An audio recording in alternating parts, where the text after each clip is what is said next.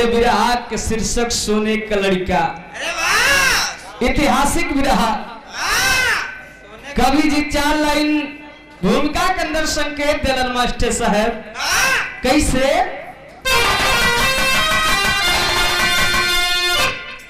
मणियों से भूषित सदा देश भारत, जहां में जतल ज्योत निर्मल सजाया,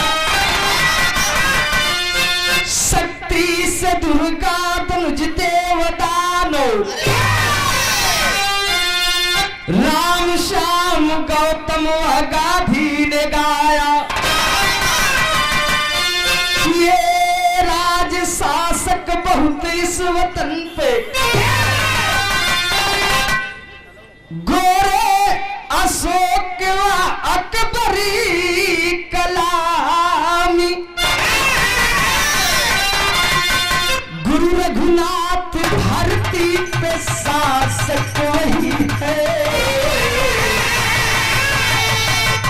करता सदा जिनकी जन्नत सलामी।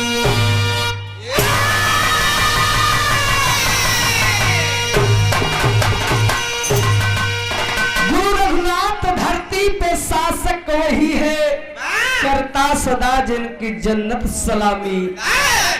हमरे विरहा में एक लाइन कव्वाली का अंदाज हो मास्टर साहब। कैसे बा?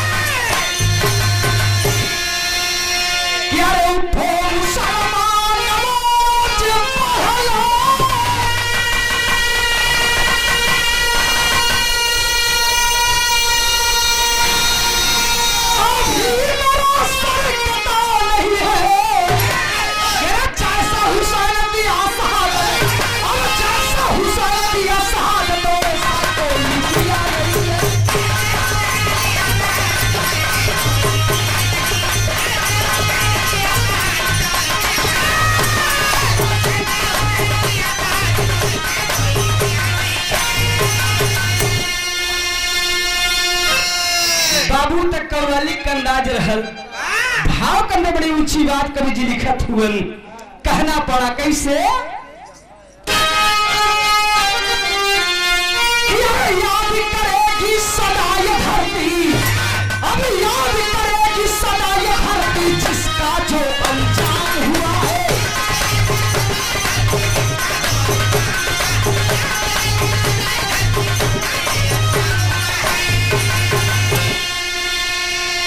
याद करेगी सदा ये धरती,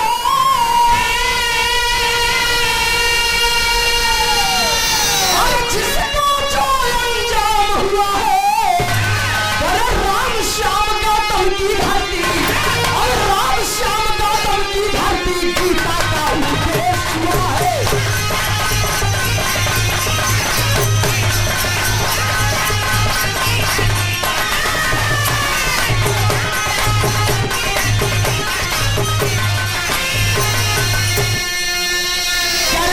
श्याम गौतम की धरती,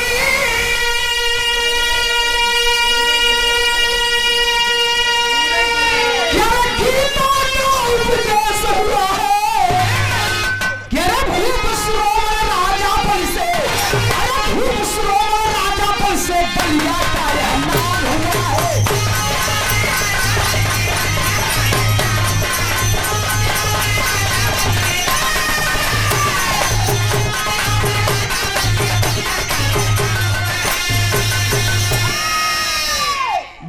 समझ ले बाबू, कहानी आप लोग के शीशा जिसन, जिसे शीशा में सूरत लौकेला पंचो, वैसे कहानी साफ साफ ठरिया जाई। कहानी हो कैसन? विदेशिया के लाइन में कहना पड़ा।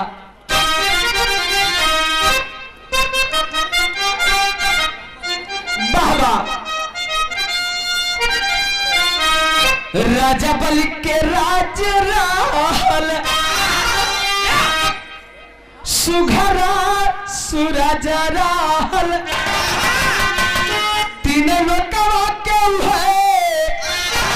रहले राजनावा सुखय चयन के दीना परजा बितावत रहले बड़ा सूर रहे जिनके एक ही लालनावा सभी बड़ा सूर के राजा शिवाना रहले भैल रहल नहीं जिनकरा अब ही गावनावा। बलिया जिला के राजा बलि के लड़का जौन लड़का के नाम बतावल गई बाणासुर। राजा बलि के लड़का एक लौता लड़का बाणासुर। बाणासुर के शादी सिवान जिला में राजा शिवम के यहाँ कैलन।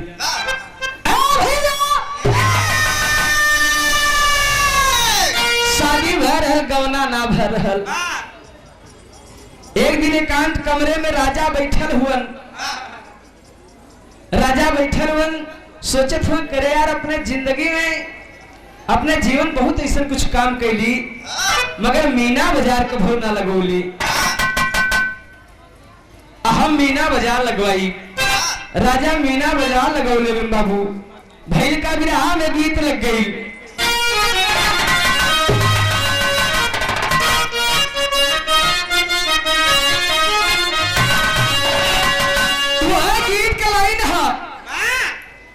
माटी के गीत है गवैया लगन बड़ा झूम के गावे लन बाबू। वह गीत है कैसे कि ठाहे रहो मुरली वाले कि अरे ठाहे रहो मुरली वाले कगरिया घरे धई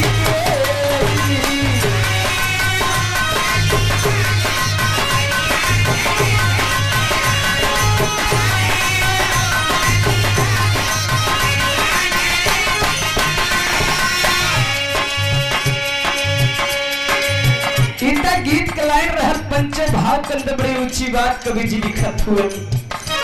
राजा बलि आखिर मीना बाजार लगवावे लगलन। जब मीना बाजार लगवावे लगलन तब हिल का राजा लगवले बजरिया यार राजा लगवले बजरिया नगरिया में सो भई भारी।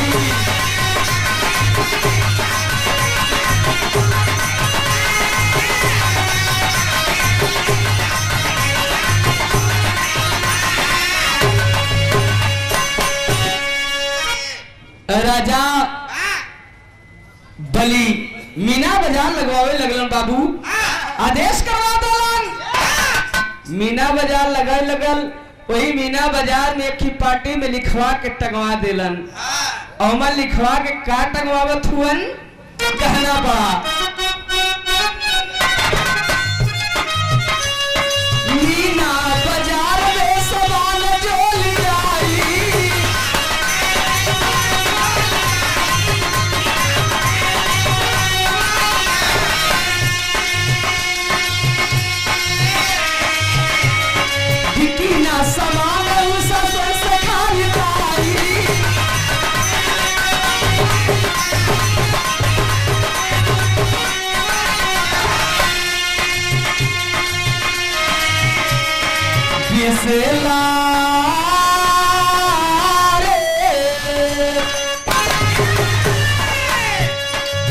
से ला गंगा लहरिया नगरिया में सो भइल भारी।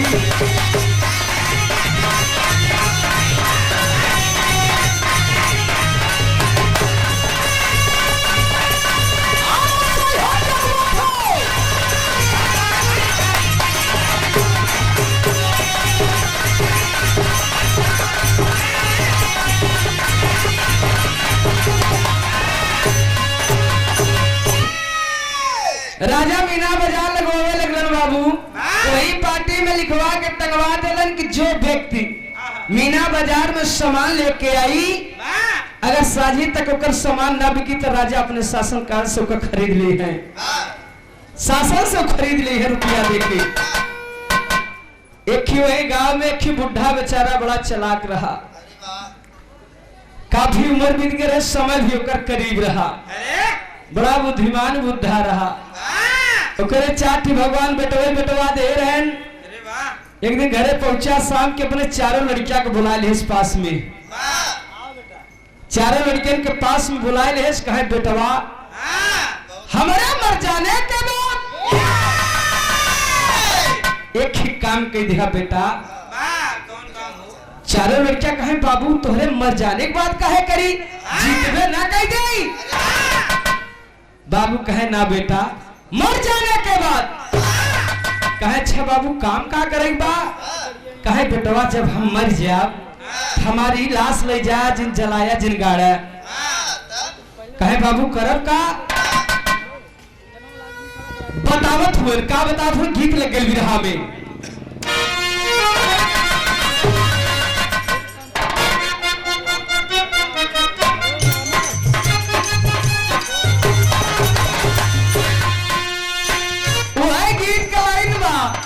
बड़ा सुघर गीत सुने के मिलल है बाबू।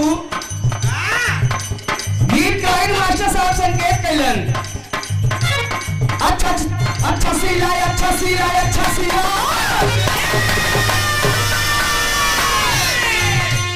अच्छा सीला किया तूने मेरे प्यार का, अच्छा सीला किया तूने मेरे प्यार का, यार नहीं भूली घर यार का।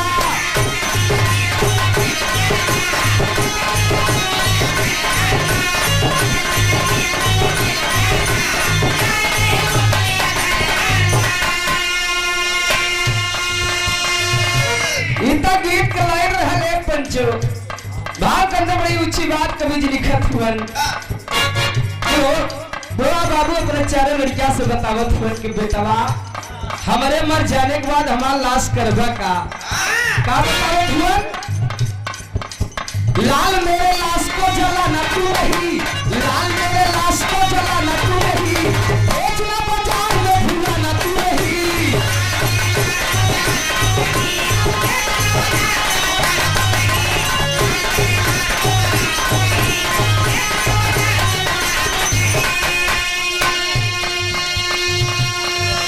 बाबू अपने चारों लड़कियों से कहे कि बेटवा हमारे मर जाने के बाद हमारी जवान लाश ले जाए वह राजा बलि के मीना बाजार में बेच दिया। चारों लड़कियां कहे बाबू तुम्हारा दिमाग खराब बा, बतावा क्यों मुर्दा लाश ले कहे ले जा बेच दिया। कहे अच्छा बाबू खरीदे के, कहे जवन पटिया में लिखवाए के टंगाए हैं, टांगे हैं राजा बलि, जेकर सामान न बिकी वो राजा खरीद ले हैं, ले जा बेच दिया। कहे कि अच्छा बाबू तो बेचब कितने के, तो बाबू बताओ थे बेचे कितने के, कैसे?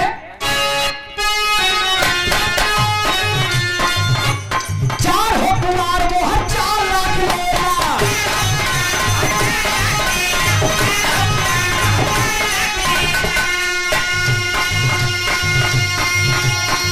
लिए वो लाश भूल को लगेगा।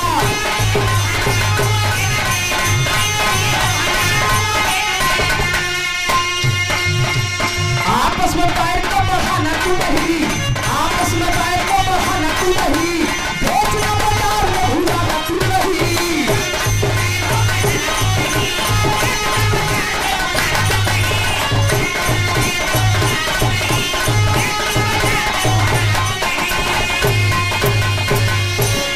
बाबू कहे बेटवा 4 जने आए, 4 मोहर ले ली है, ताकि एक मोहर ले ली है, झगड़ा लड़ाई मत की है। कहे ठीक वो बाबू, भगवान कृपा 2 दिन बीत के बाद तीसरे दिन बाबू यहाँ दुनिया छोड़ के चला गए। आज जब चला गए भैया गांव वाले जुटन करे यार, इनका लाश ले चला अंतिम दाह संस्कार करा। चारों लड़कियां कहे ना हमार बाबू कहीं के मरा है कि बेटवा हमार लाश जिन जलाया जिन गाड़ा हम बाबू के जलाऊ न गड़बई करो। गांव वाले कहे तो करबा का हम ले जाते बेचे। गांव वाले कहे हम सारे पगलाई गहन बतावा लाश ले जाते बेचे। गांव वाले बेचारे अपने अपने घरे चला गए। चारों लड़कियां लाश चिट्ठी सजाई के लाश ले गए राजा बलि के मीना बाजार में। एक कोने लगाई के बैठ के जितना लोग आवे लाश देखे हुरा दा के पिछड़ जाए। तुम लाश लेके आए हो, मुर्दा लेके आए हो, हटाओ मुर्दा यहाँ से। कहे सरकार ये बेचे लेके आई है। कहे कहा तुमने मुर्दा लेके आया है बेचने के लिए? मुर्गा बेचे आई है। चला गए संध्या होगी तब तक राजा बलि भेजे 2 सिपाही जा देखा केकर सामान बिका बे केकर बाकी बा। सिपाही पहुंच गए देखे लाश का यहाँ लाश लेके आए हो, हटाओ यहाँ से। कहे सरकार ये बेचे लेके आई है। कहे कहा तूने लाश लेके आया है बेचने के लिए? लसिया तो हर के खरीदे। सिपाहियन से कहे चारों लड़कियां कहे जो पटिया लिखवा के जेकर सामान नब क्यों राजा खरीद ली है। सिपाही कहे मामला तो गड़बड़ाई थे हैं। पहुंच गए राजा बलि के पास सिपाही दोनों जाए कहे के पास खोदत वक्त तई आगे कहू कहे जाता नहीं तो है कहता। राजा कहे क्या जी क्या खुशबू लगाया है? कहे सरकार 4 बिला लाश लेके आए हैं मीना बाजार में बेचे। कहे क्या कहा लाश लेके आए हैं? कहे हाँ सरकार। कहे डांट के भगाई गया होता? कहे बहुत डांटा हम मानते नहीं हैं बगैर बेचे जाइए न। कहे अच्छा हम बेचत कितने खाए? कहे सरकार 4 लाख के 4 मोहर ले ही तबे जही लाश दे के। कहे ऐसा करा जाए के 4 मोहर दे के लाश ले आवा जल्दी से लेके आवा। और आज के बाद ये पार्टी उतार दी है न जितना गांव वाले मिली सभी हमारे मीना बाजार में लेके ही लाश। कहे ठीक है सरकार 4 लाख के 4 मोहर दे के लाश ले आए। राजा बलि नीमी के पेड़ में टंगवाई थे। करत का हन मास्टर साहब कहना पड़ा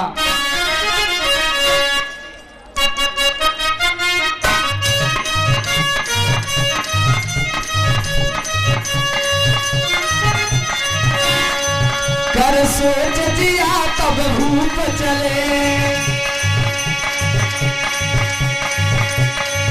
मुर्दा ऊपर टंगवाई दिया।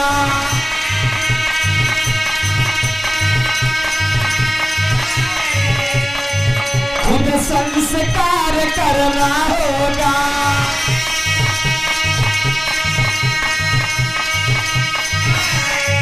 सुबह सबको समझाई दिया।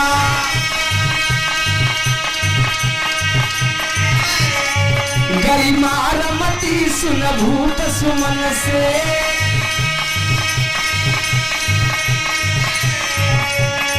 रतिया निकला तज के घर से।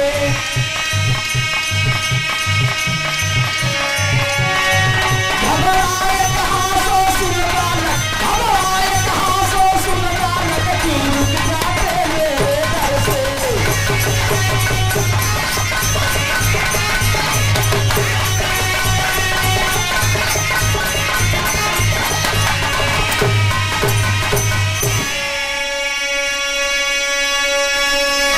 राजा के आदेशानुसार सिपाही लोग ले गए नीम के पेड़ में लाश लटका दिला रस्सी लगा के। 10 बज रहा था। बारासुर राजा बलि की लड़कियां बारासुर कहीं से घूम टहर के आया। द्वारे पे मुर्दा देखा डर गया आवाज हो गया।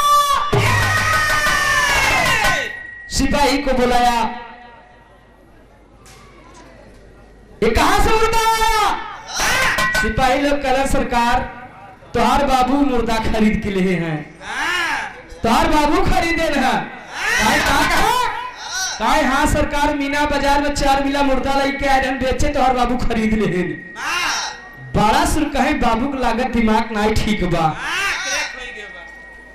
आज बतावे मुर्दा खरीद लेते हैं उनका दिमाग कैसे रहे, धन दौलत सब दूसरे के दे दी, जीना नहीं ठीक हो। बड़ा सुर आखिर बाबू जान देने के लिए चल देता है कि अपन जान दे दे न रही बास न बजी। आप परम सुधे समर स्टूडियो यूट्यूब चैनल के प्रोप्राइटर हैं आप विजय कुमार यादव, उत्तर मध्य रेलवे कर्मचारी आप, जिनके संचालक हृदय लाल यादव, कैमरामैन विकास यादव, इनके सब तरफ से बहुत सा आशीर्वाद प्यार दुलार भैर मिलल है। 51 रुपया का आशीर्वाद है। बहुत बहुत प्रणाम बस भैर के साथ साथ पलगी प्रणाम बा प्यार के सुना, लाइक सब्सक्राइब जरूर करा। ए भैया आखिर जान देने के लिए जब चल देता है बाबू, घर से निकलता है, दुआरे पे वही मुर्दा के पास पहुंचल हा, तब भैर का गीत लग गई बिरहा में।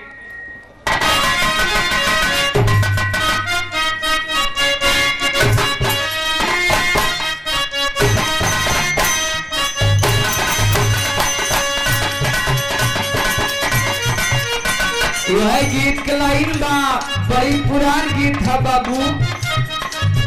मोरे राजा कहे कलकत्ता से मोर पियाया आवेला हो, अब आवेला हो रेशम की डोर।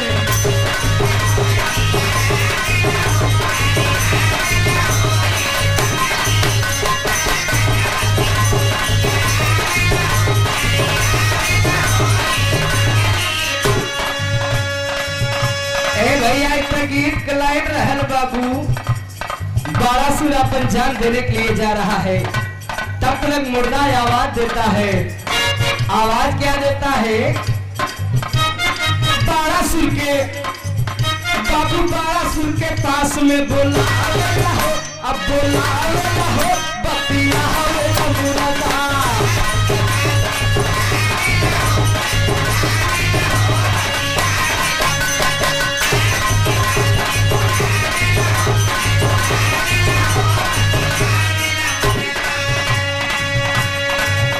भैया बाड़ा सुर के अपने पास में मुर्दा बुला ले कि बेटा कहां जा रहा है? मुर्दा देख के डर रहा है, कहे बेटा डरो मत। इतना मुर्दा बोला था, कहे डरो मत बेटा हमारे पास आओ। अब बुला के कलश की आज के लिए, आज के रात बेटा तेरे लिए अमूल्य रात है। अमूल्य रात है? कैसा रात बा? मुर्दा बतावत बेटा आज तेरे लिए अमूल्य रात है। बतावत कहा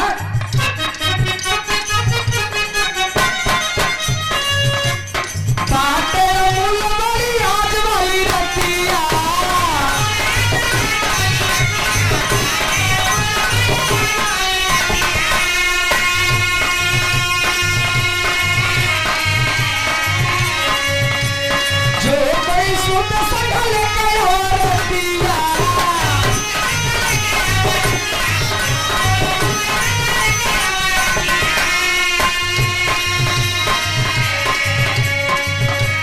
सोनावा के बाबू, सोनावा के लड़का खेलावेला हो, अब खेलावेला हो बतिया मुर्दा।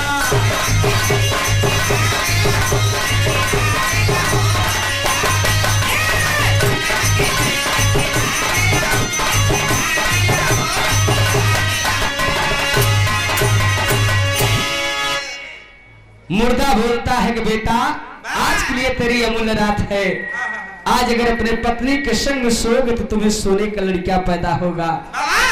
इतनी बात सुन के बाबू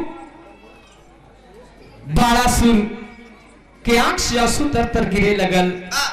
कहे सरकार बाबू हमार बियात भैबा अबे गवना ना आए है हमार दुल्हन कहा हम देखियो नहीं है कौने घरे में बाबू हो नहीं जानी इतनी बात सुन कहे बेटा मुर्दा बोलता है कि बेटा एक ही काम कह दे कौन काम बतावा था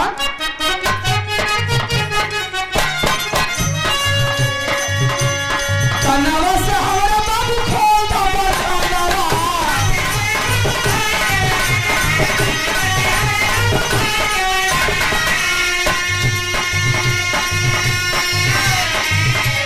तेरी जी का कारण नहीं हो जाए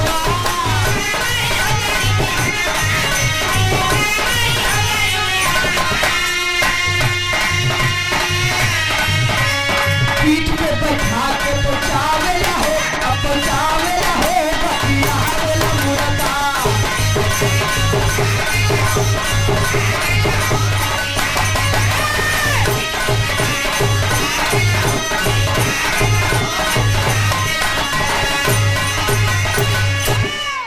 बाबू आखिर मुर्दा कहता है बेटा मेरे गर्दन से रस्सी खोल दो अभी तुमको उड़न जैसा खटोला लेकर के पीठ पे बैठा के तुम्हारे ससुराली पहुंचा दूंगा जाके बाड़ासुर मुर्दा के रस्सी खोल देलस और मुर्दा के पीठ पे बाड़ासुर बैठ गया मुर्दा लेके सिवान जिला राजा सिवन के यहाँ पहुंच गईलस और जा करके ठीक उसी कमरे के सामने मुर्दा रुकलस बतौलस कि जाओ इसी घर में तेरी पत्नी है ए भैया बाड़ासुर जा करके दरवाजा को खोल के अंदर जाता है अपनी पत्नी का कवारी में भर लेलस अब भर के कलेस कि हम तो हार सैया बाड़ासुर चुपचाप रहा शोर गुल मत करो चला चारपाई पे गया ए भैया बाड़ासुर गया अपने दुल्हन के साथे 20 मिनट बिताया उसके बाद चले लगल तो वही सम्मत अपने दुल्ही से की बात कहलस का कहलस टेरी के लाइन में कहना पड़ा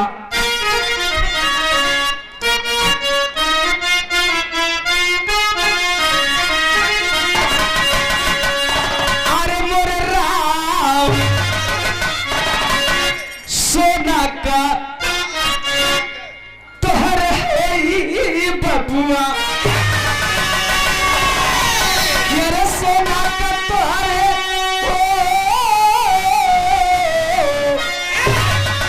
सोना का तोहर है बबुआ हंस दो कली अली न करना हमसे चुनाया हो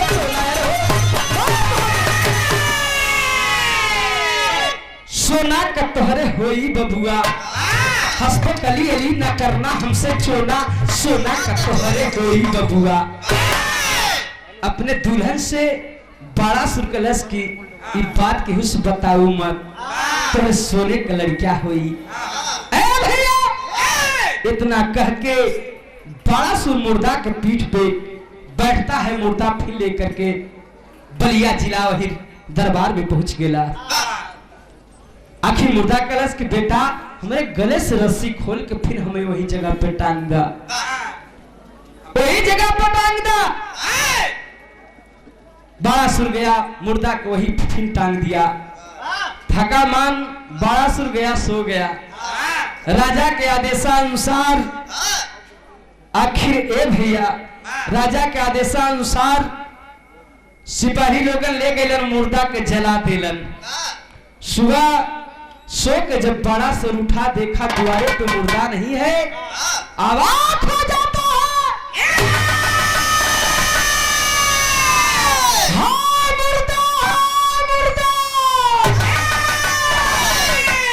हाँ मुर्दा हाय मुर्दा कह के बाबू अपनी संतुलन दिमाग को खो दिया पागल हो गया राजा बड़ा दुआ दारू ओझाई बेदाई करेलन मगर लड़कियां ठीक ना भइल आखिर लड़कियां पागल हो गया अंग पे कोई वस्त्र नहीं है राजा एक कमरा बनवा करके उसी कमरे में अपने बेटे को पैक करवा दिए बंद करवा दिए बाबू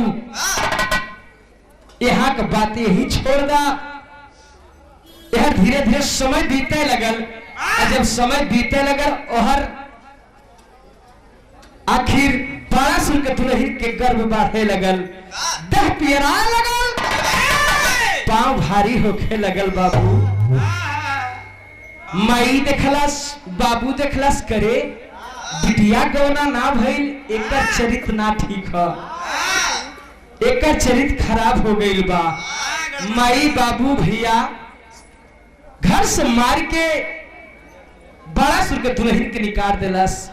और रोवत रोवत बाबू जात कहाँ हुए? स्वर्गदीप नगरी में। भैल का बिरहा में गीत लग गई।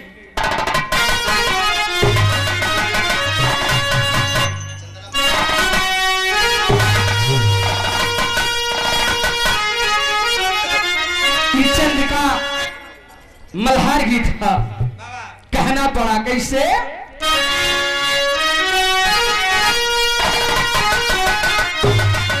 यार बहना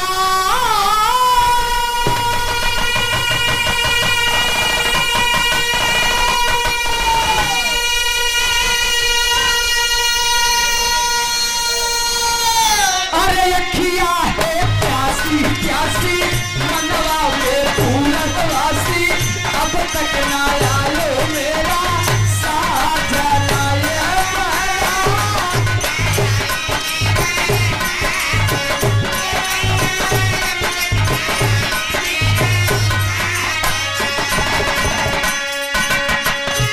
गीत कलाई रहल बाबू, बारासुर का दुल्हन रोवत रोवत स्वर्गदीप नगरी में जाता, पेट से भारी है, रोवत रोवत पंचदीप नगरी में पहुंचे। स्वामी का अपने याद कर सैया याद करके कहत हुए का कहल मास्टर साहब?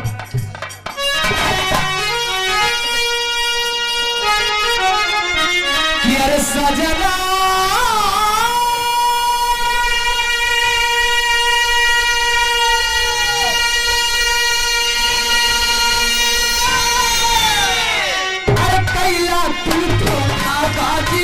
बरसे नायन से पानी, कैला भी सारी हमके साथ बनाए सजना।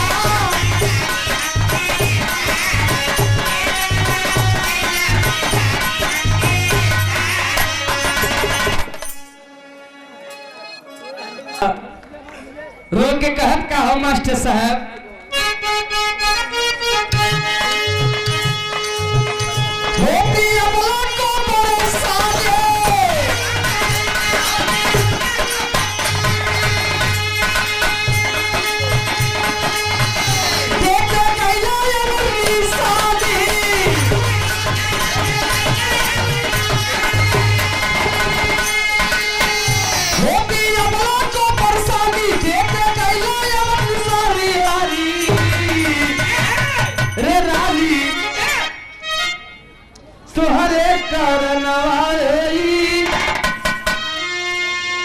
अब मोरे अपमनवा स्वामी कैसे बताई हम साजना।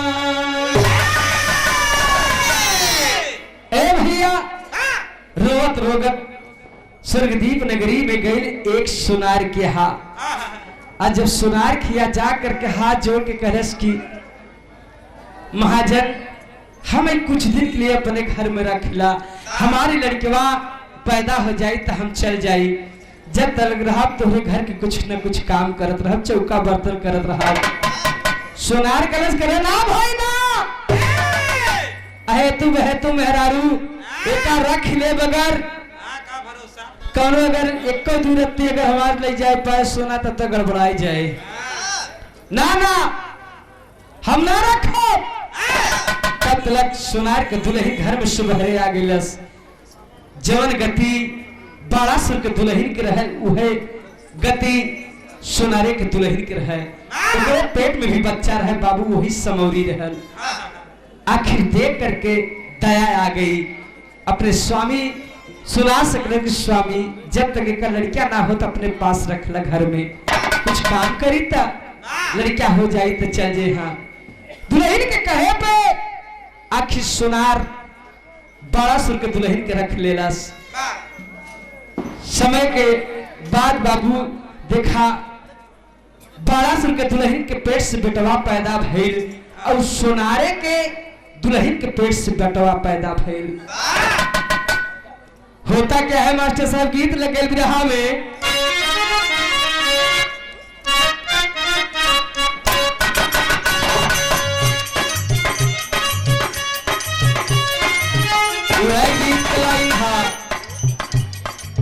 मन में राम बगल में छुरी,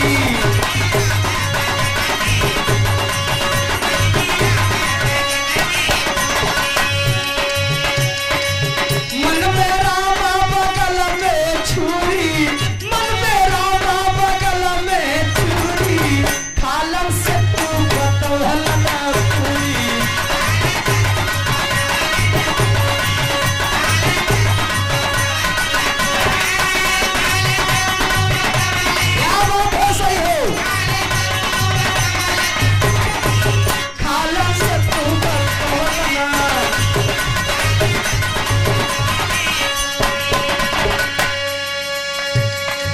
गीता गीत के लाइन रहल बाबू, सुंदर लड़का के खिलावत हुए भैल का सुंदर गोदम खेलत लाला, सुंदर गोदम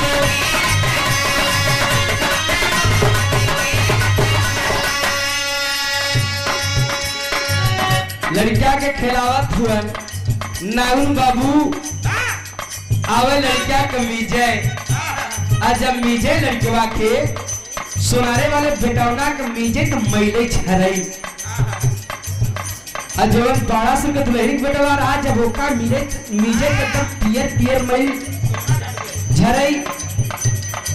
2-3 दिना मीजे तक गठियाल है जब 5 टोके में गठियाल के दूसरे सोनारे किया लाइए कहे देखा महाजन का चीज हवई, देखे से कहे करे कहाँ पाए है, कहे महाजन ऐसे मिली का चीज हवई, कहे करे तो भुटनी सोना हवई, कहे का कहे जाए उलैया जहाँ 1 हफ्ता मीजे हुआ 1.5 हफ्ता मीजता जवन पावे लेके जाए। एक दिन सुरवा देखिए कि का गठिया के लेके जाता, का लेके जाता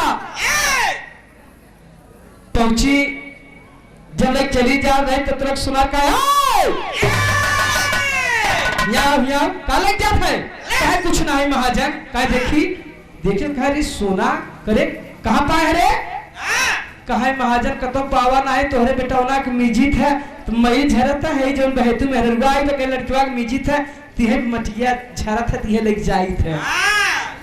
सुनरा कहे बतावा हम सोनारे के बेटवा, सोनारे के बेटवा सरवा माटी झटकता, बहेतु मेहरारू के बेटवा सोना।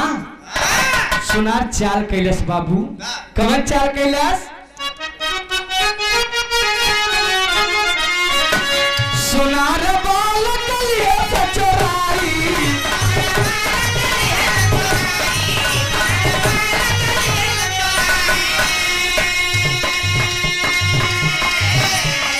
अब रमदारी कभे सबलाई,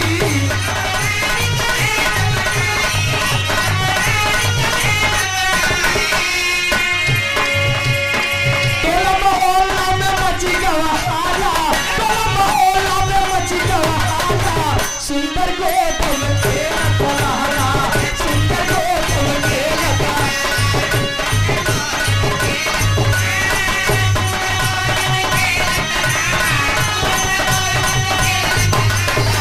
सुंदर गोदम खेलत लाला।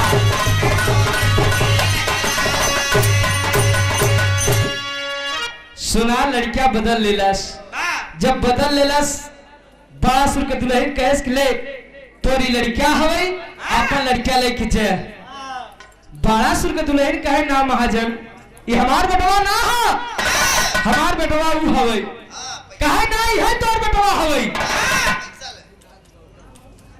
आप प्रेम से शंभुनाथ गौतम बसना के प्राण धरती से 11 रुपया के पुरस्कार, बहुत बहुत प्रणाम शुभहीर के साथ साथ प्रगी प्राम हो बाबू। कहा हो तो लड़किया हो लेके जा, 12 साल के 2 ही लड़कियां छोड़ देस नहीं लेके गई, चल देस अजल जाए के डमरू खरीद देस मदारी के भेष बनाए ले जाए के जगह जगह घर घर खेला दिखावे लगल। गांव गांव जब खेला दिखावे लगे धीरे धीरे बाबू 4 साल बीत गए। 4 साल जब बीत गया घूमत घूमत फिर वही गांव में पहुंच के जहां उनका लड़किया रहा। खेला दिखावे लगल और जब खेला दिखावे लगल लड़किया जुट गया रोहू वाला लड़किया आई गया। बड़ा सुर के दुल्हनी के बेटौनो आए के खेला देखा था। खेला जब खत्म हो गया तो अपने लड़किया के हाथ पकड़ लेलस। कहे बस यही से हमार खेला समाप्त हो गया। गांव वाले कहे अरे यार हाँ देखा है खेला दिखावत रहे। हाँ सोनरा बेटौना पकड़ के कहा था इस खेला खत्म। सोनरा दौड़ का कहे हाँ छोड़ मेरे बेटवा के कहे तोहार बेटवा नहीं हो ये हमार बेटवा हो ये हमार बेटवा हो। गांव वाले जुट के कहे करे तोर कैसे बेटवा हो काहे इनसे पूछा। 4 साल इनके खिए करो मेहरारू आए रहे जन पेट में लड़किया रहा। गांव वाले कहे नहीं भाई सब कोनो बात नहीं रहा। अब मेहरारू को खड़ी रही मेहरारू जानत है 7 साल के बाद जानत हथी तो सब बगल वाले कहे भाई हिया बाबू कहे का कते नहीं जानत है जन इनके खिया आए रही पेटवा में लड़की वाली होई थवई रड़वा कहे हाँ हाँ यही थवई। मेहरारू कहे हाँ भैया हाँ आए रही कहे हम ही रहे ये हमार लड़किया हवई।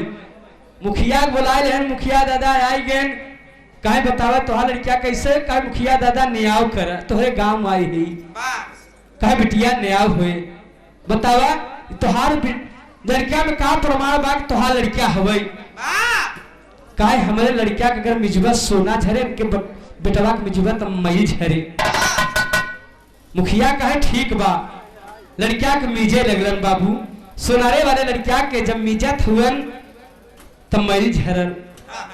बड़ा सुर के दुल्हनी बेटवा के जब मिजलस सोना झरा न्याव है बाबू लड़किया दवा दिलस। और लड़किया जब ले लेलस बाबू तो आखिर जात कहाँ बाबू कहना पड़ा।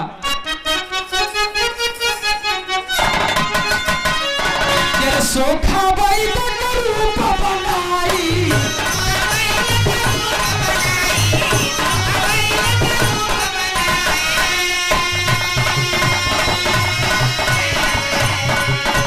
राजा बल से जाई सुनाई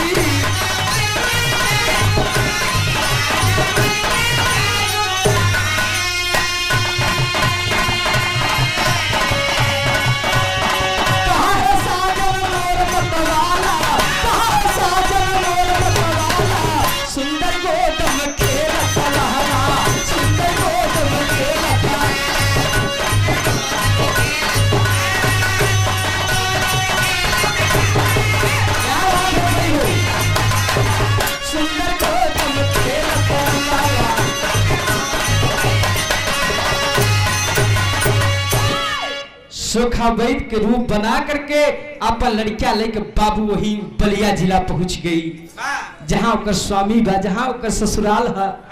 जाके राजा बलि के दरबार में पहुंच के कहे लगी कि हमसे नजर झरवाइल हमसे टोना झरवाइल हम भूत प्रेत के झारी था हम पागलन के ठीक करी था। 2-4 मेहरारू का हट जातू बहरी जातू अपन शीशा में चेहरा देखतू आए हो पागल ठीक करे। राजा का रुपया पैसा कमी बा है जाओ हर तब से 2-3 मेहरारू है कहे ये बहनी जाए दे तू रुपया थोड़ो न मांगत है रोगे दोगे भेटे हो जाए। ए भैया राजा के दरबार में ले आएगा। राजा सामने जाए के हाथ जोड़ के कहे राजा साहब हम तोहरे बेटवा के ठीक कह देबै हम ठीक कह देबै। चल के जल्दी से दिखावा कहाँ बात तोहार बेटवा। आज राजा बलि थोड़ो न जाना था हमार पतो है बतावत का अल्लाह के अंदर कहना पड़ा।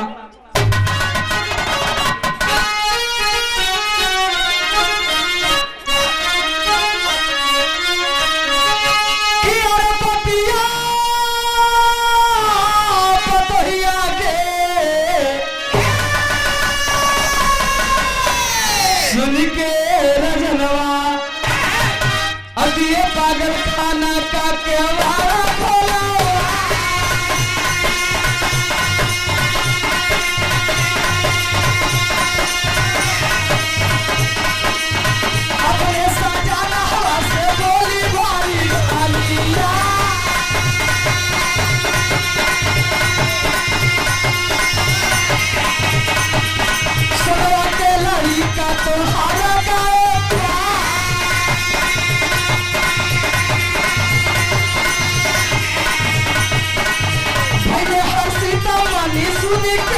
रनिया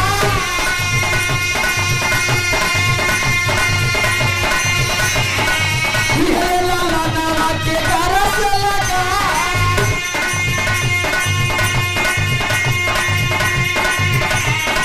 राजा बलि से सारा भेदवा बतावा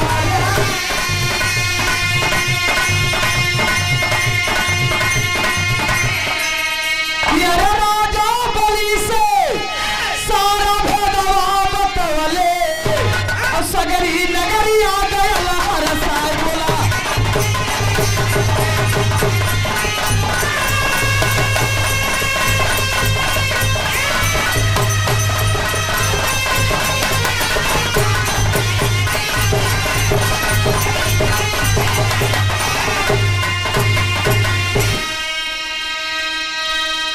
राजा बलि से कहलस बड़ा सुर्ख दुल्हन कि राजा उ लड़किया के दिखावा अपने बेटवा कहाँ है।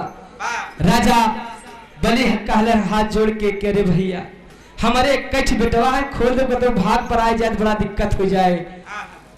बड़ा सुर्ख दुल्हन कहे तो बेटवा अगर भाग जाए हम अपन बेटवा दे दे। बेटवा के ले जाकर के राजा बलि की गोदी में दे देलस तो हाथ बेटवा भाग जाए हम अपन बेटवा दे दे। इतनी बात सुन के राजा बलि दरवाजा खुलवा देलन और जा करके बड़ा सुन के दुल्हन अपने सैया का कवारी में भर के बाबू कलश के रे स्वामी तो सोना का लड़का लेके आए हैं। इतनी बात सुन के सोने का लड़का सोना का लड़का आवाज हो गया खोई हुई यारदास वापस आ गई बाबू। मुर्दा वाली बात याद आ गई पूरी खोई हुई संतुलन को पूरा वापस आ गया। गले से लगा कर खमा बेटवा कहाँ है। राजा के गोदी से ले अइलस बड़ा सुर के दुल्हन बेटवा सोने वाला दे दे तो हाथ सोने के बेटवा ए भैया वही ले अपने तन को ढकता हुआ बच्चा के लेकर के अपने पिता राजा बलि के पास पहुंच गेलस दे दिलस। पिताजी तुहार नाती है सारी सच्चाई हकीकत मुर्दा के बता दिलस। पिताजी जो मुर्दा ले रहा वही मुर्दा की कमाल है।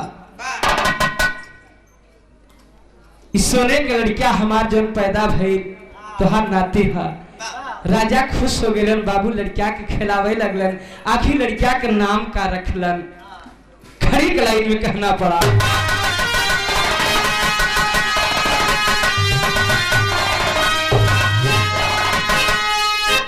हमारे दादा पंधारी का लाइन है।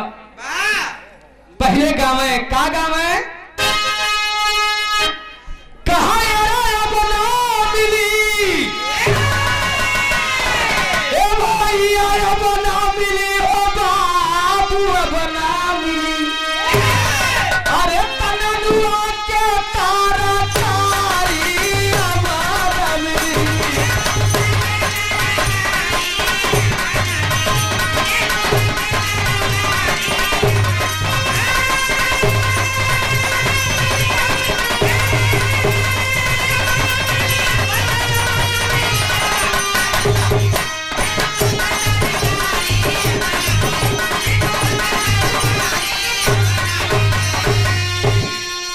तरफ से भेज गंगा जी के पावन धरती से श्याम बाबू भैया जी की ओर से 11 रुपया के पुरस्कार बा। भैया बहुत बहुत प्रणाम बा। अगर बोले टूटी हो तो क्षमा चाहिए था। ए भैया कितना दादा पंधारी गावे स्वर्गीय दादा राम कैलाश के नंबर आ जाए खड़ा हो कहे भैया पंधारी कुर्ता के टोक ऐठा बुढ़ारी तक पहुंचाई दे। काहे कहा था यार ननुआ के तरकारी अब ना मिली ननुआ ऐसा भेज रहा जा छीट मन ननुआ हो जाए। आवे वाला समय में का न मिली हम बतावत है का बतावे बाबू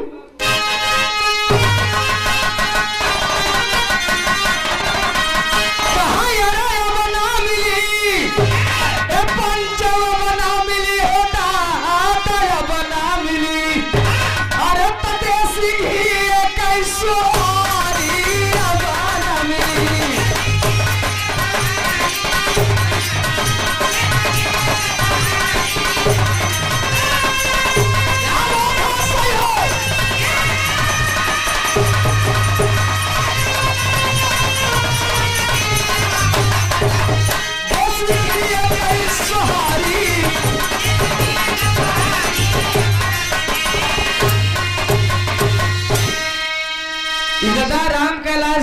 कि जमाने के दादा पंधारी के जमाने गीत रहे उनसे पहले बतावत है। दो ये लाइन बताओ समय ना हा गाना हमारा आखिरी लाइन बा। पहले के दादा हरन जब बारात लेके चलते बेटा के जाए दोबारा लगे बाद लाई आवे एक भौका देसी मिठाई रख दे बेचारा बता दो मुट्ठी हवा एक भौका लाई आवे गुड़ देसी धई दे बल भर बरतिहा पानी पिए पानी पी के जाए भोजन करे भोजन कह के आवे जनवासा में तब बबुआ हरस का हमारे भाई ले आए है बबुआ कहे दादा जानत रहे तू कम मांग ले कहे ले आओ ललका चड्ढा पहले वहां बरतहवा घुघू जड़ा रहा झीका न रहा ललका चड्ढा पहले पगड़ी बांध ले लाठी ले ले तब जाके बजनियन से चरौरी करे का चरौरी करे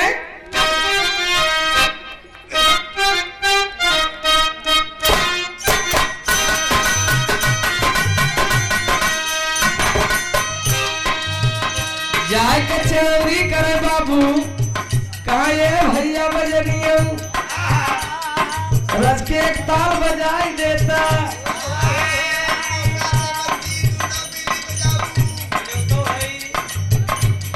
बजावे का कहे का ए हो भाई बजलिया बजाऊ जाना ए हो भाई बजलिया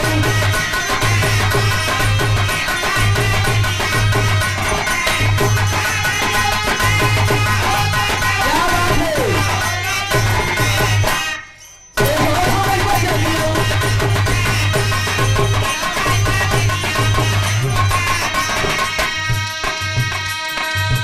को बजनिया बजाए मट मंगारा तो हई को बैठोल तोहर बिहारी के कमारा मन को बजनिया बजाए ये कलाकारी तो हई को बैठोल तोहर बिहारी के खजारी मन को बजनिया बजाए दिल कोरी काई बेई बिरा बटुरी आवे गोरी सदा गोरी आवे तिरबल मुआ के चोरी कन्हैया हीर बसिया के बजावैया बसिया बजाई के बोलाई ले गैया अपने तू है न से सवैया मेरी माई छोटे पियाला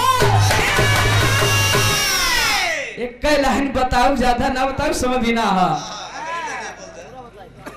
एक लाइन और बोल दे एक लाइन दादा हर नाव का बड़ी बेजोड़ लाइन बा है खतरनाक लाइन है का गाँव में दादा हर है कहे ताल में तलैया बोले पन्ना भटकैया ताल में तलैया बोले पन्ना भटकैया सैया मोरे सोई गए धरी के बतैया सैया मोरे सोई गए धरी के बतैया धरी के माल मटर कटवा राई बजरी के माल मोरा के भिड़काई ए गंगा बाजी पूरा ए गंगा झूसी ए गंगा बाजी पूरा ए गंगा झूसी शहर है लड़का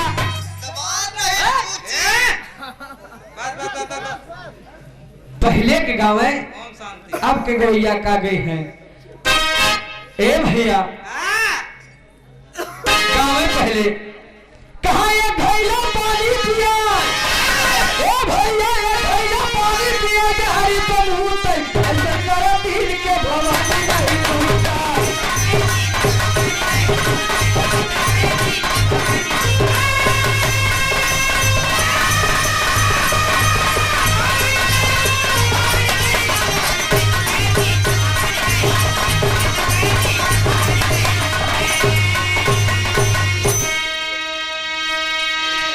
गनवा पे आ जा आखिर लड़किया का नाम का धैलन कहना पड़ा कि अरे सोने का बबुआ ओ सोने का बबुआ भाई श्री लाला सोना के बबुआ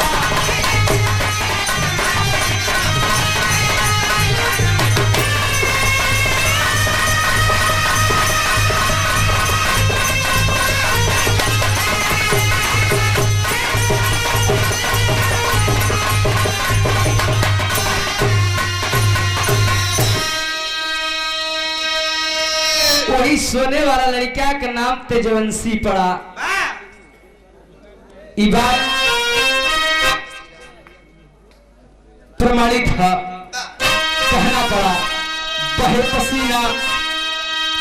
पसीना सोना झरता राजा गुण में पाई, वही नगरिया वर्तमान में तेजपुरी लहलाई हो।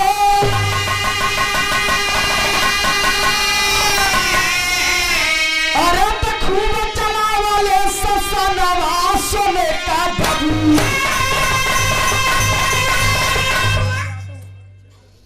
आखिर वही लड़का का नाम तेजवंशी पड़ा, जो आज तेजपुरी नगरी से मशहूर हो बलिया जिला में। जो भी व्यक्ति गए हैं जानते हैं बलिया जिला में तेजवंशी तेजपुरी नगरी है। यही से आखिरी लाइन में कहना बड़ा कहानी समाप्ति गुरु घराने के परिचय है। जय जखार गुजतुलत लाल का स्वर्गम सिधारे,